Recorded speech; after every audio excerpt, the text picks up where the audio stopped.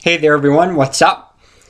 This is me again, just to make another video keeping you all informed as to what's been going on here and to what I've been up to. And like I said soon I would be getting back into the video making, and I do mean that sincerely. I'm still coming around and trying to organize my life and everything around the new work routine. I must admit that I am pretty bad with routines, and ever since I got that part-time fast food job, I've been having physical, mental issues, not bad issues, but I've been trying to figure out how to get more into shape and be able to do other things outside of work, because as soon as I get off work, I don't feel like doing another thing the rest of the day, and oftentimes I would just come home and crash on my bed and take long naps. I'm trying to get over that and actually do some things outside work and get some stuff done, especially on the days off I get. I usually get 2 a week. I'm usually working 5 days a week, maybe sometimes 6 days a week, 30 hours, and like I said, I'm now getting $7.50 an hour, up from $7.25 a few months in. So yeah, I mean, obviously, I'm getting better. Like I said, it's a routine I'm trying to get myself into, and I am really, really strict with routines. I don't like to deviate from routines very often. I hate life changes, although they do occur frequently. I hate adapting to new things, which that happens frequently. It's just something I just don't like doing, and therefore I'm just trying to slowly get back into this, slowly get into the routine and thick of things, and hopefully in a year I will have something else, but and finally start working my way up into real jobs, full-time benefits, and live on my own and all that stuff. But I'm not ready to do that yet. I'm content with where I am now, and that is what matters. But yeah, I'll be making videos. But as of now, as an update, first off, in the mail, I have to show you all this, because this was before I listened to this, I was basically listening to redneck jokes from Foxworthy and Envil and stuff like that, because I was at the end of my country phase, which I had in the late 90s and early 2000s. But then I came across this album right here, and it totally changed everything about comedy, and that's how I started getting into TVE more. And this was the best album ever. And if you can find this on Amazon, I would definitely do it. Bob and Tom back in '98. The best album ever. Now, sure, they had a lot of jokes on President Clinton. And I must admit, I love the Clintons a lot. I'm a progressive liberal, a Democrat at heart. But I mean, you have to laugh at these. Come on, everyone. Like I said, Clinton's, everyone, the Clinton Lewinsky stuff, that was basically, it was basically for fun anyway, and a lot of the comedians like doing it. That's pretty much all it was for most of the media. It's just a way to get the comedians joking and a way to talk about sex. It was really not too much, except Clinton didn't tell the truth about it. But there are so many, there are so many worse things politicians lied about than sex. That's just my opinion. But anyway, I'm getting off there. But they made fun of it, and it was very funny. And some of those jokes I had in my Bob and Tom block party video, if you can check it out on my profile, which YouTube unfortunately changed around. But yeah, what can I say? Get that if you can. I finally found it. Now, I listened to this as a burnt CD, and I lost it somewhere, and since I'm such a pig, as I said in my last video, it got cluttered in my clusterfuck room here, so I had to get a new, so I had to order this. So yeah, I had to spend $15 on this, but it was worth the money. Like I said, I'm bringing in dough now. I probably have enough to buy this and a few others. But yeah, that's basically an update there. Also, what's going on, as I said, I got my DVEs finally loaded back in after the latest computer catastrophe. So I'm going to start doing those. I'm going to start making videos and start uploading them back up to the YouTube channel again, just like old times. And we'll have some fun there. As I said, since a lot of you subscribers are subscribers because of WDVE. I mean, like I said, I mean, I love the jokes and I like to pass them on. And I think I got a couple of things wrong too, by the way. I think actually, if I'm not mistaken, I was reading through some of the comments, and I think Randy Bauman himself commented on Mother, and he said that he sang the song.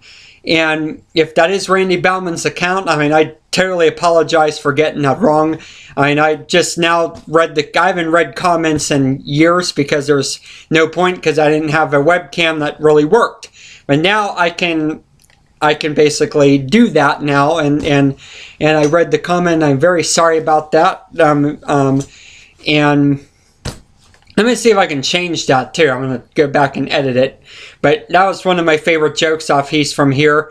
That was when Randy was first starting out. But I must admit, after Kren left, show is definitely not the same now. Kren was my favorite guy. Of course, I'm a little impartial and biased because he actually was kind enough one Christmas to sign me a Christmas card and basically gave a signed photo of himself. Now how that came about is I knew someone that knew Jim Kren's mother-in-law, who lives in Newcastle along with me, and therefore she got him to sign a card and give me a signed photo of himself. I thought that was a great gesture, though, that I got a Christmas card from him. I thought that was awesome, and therefore, and I still have it, and I'll have to show you it one day, and show you the very nice gesture there. But that was many years ago. But still, I've kept it. I've kept it in a special place, actually, and it was awesome. It was a great gesture that he did. So yeah. That's what else is going on. But yeah, I'll keep them going. I'll start to do that here, get in this routine a little bit, and mentally get better, physically get better, and finally being able to adapt and manage my time, budget my time a lot more effectively than I've been, and stuff. But it's tough every day. 'Cause like I said, it's tough working 6-7 hour days, and then coming home. I'm pretty much one of the more reliable workers there. A lot of people have come and go, and I've been there. I've been working 30 hours a week, and while getting $7.50 an hour for 30 hours a week, the money's adding up pretty quick. But at the same time, it's pretty much draining me. But I'm gonna try to get over that, and like I said, go from there. Because I'm actually content with this, because I'm doing the same things every day, and I'm not having to adapt too much, and I like it that way, definitely. So that's one of the things going on right now. Other than that, sports, Pirates keep doing fairly well. I mean, they're starting to lose a little bit now. Like I said, I hate to say, as a Pittsburgh person, pretty much raised that way all my life, born in Denver, but lived in Pittsburgh 20 odd years out of 24, almost 25 years, 24 of 25 years here.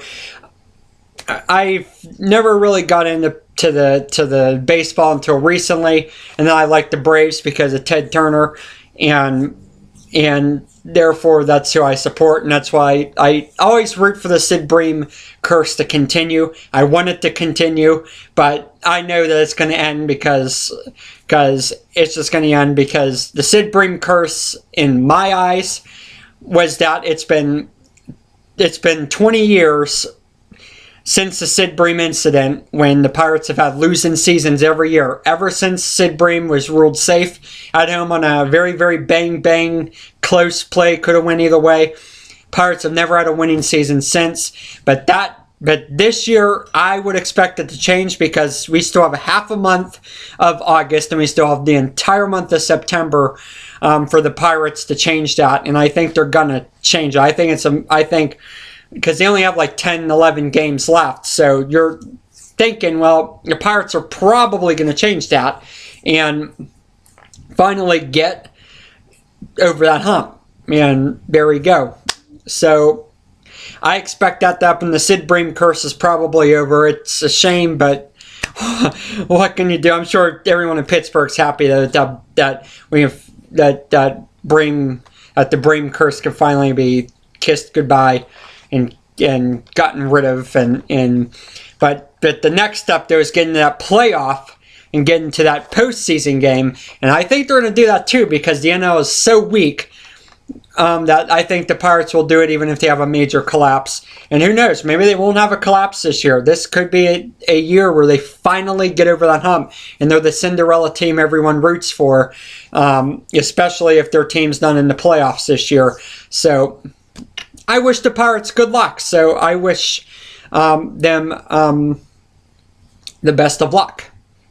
So with that in mind, I think I will pretty much wrap it up here and by saying football, it's getting tough for me to keep this boycott because, like I said, as much as I think this league is rigged, as much as I think the NFL is fixed, as much as I think that the media especially fixes the game for their own purpose, and it's getting hard not to watch. I'm telling you, it is getting very hard to watch, and skipping one preseason game was pretty darn tough on me, so we'll see if I can keep it up. But I've so far kept my word. But boy, is it getting tough. Although I'm not going to do fantasy this year. I need a break off that. I can't handle fantasy this year. I'm just going to sit back. If I do decide to watch NFL again, I'm just going to sit back and chill and just watch the game. As John Steigerwald would say here in town, I'm not going to do fantasy stuff and have a big pissy fit over people's stats. Stats are pretty much meaningless. It's about winning games. Even if you look like a scrub doing it, if you can get the job done, that's all that matters. And same in college. And I'll definitely be paying attention to college, and I'll try to educate myself a little bit more on what's going on in college and see what's going to happen in our conferences that we have, and hopefully down the road. And Pitt's now in the ACC, so we'll see what the Pitt Panthers do this year. That's the team that I go for, just like I go for the Pens and did for the Steelers. I might still, like I said, because it is getting so tough, I just might have to piss away the boycott, and actually I think that's what I'll title this video. Should I end the boycott, and should I buckle under pressure and get back to watching games? So feel free to leave a comment on that. And that said, though, fantasy not happening this year. That's going to be non-negotiable. I'm not gonna buckle on that because I'm just worn out and exhausted from fantasy shit, like I said. So anyway, that's about it. I rambled a lot. Let me know if I should end this boycott because I'm buckling big time. I hate to say it because I said I wasn't going to do it, and here I am today pretty much admitting my failure. But I just can't help it. Although I probably won't be able to watch many football games because I'll probably be working Sundays anyway. But I'll try to keep at least obliged of the situation, or whatever the word is. I have a speaking. Probably shouldn't use that word. Anyway, that's it for now, everyone here in Pittsburgh. Pittsburgh Sean here, signing off again. Peace out, everyone. As us hippie liberals would like to say. Until later.